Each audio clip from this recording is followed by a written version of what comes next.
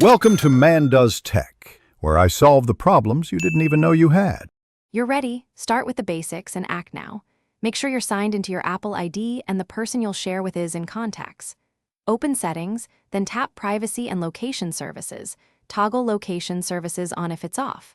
Once done, scroll to Share My Location and tap it so you can view the switch. This unlocks the system-level permission that apps use. Make sure Find My is available.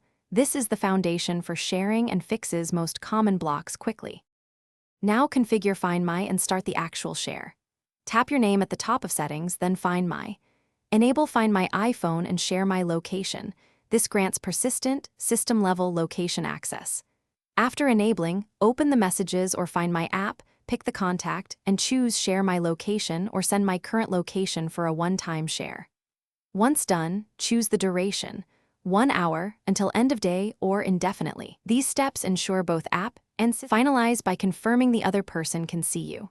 Ask them to open Find My or the conversation in Messages and confirm your PIN appears. If it doesn't, toggle location services off and on, sign out and back into iCloud, then restart your iPhone. These quick resets often resolve stuck permissions.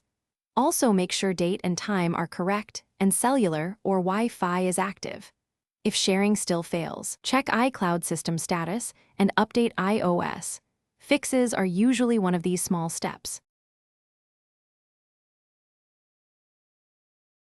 Thanks for watching.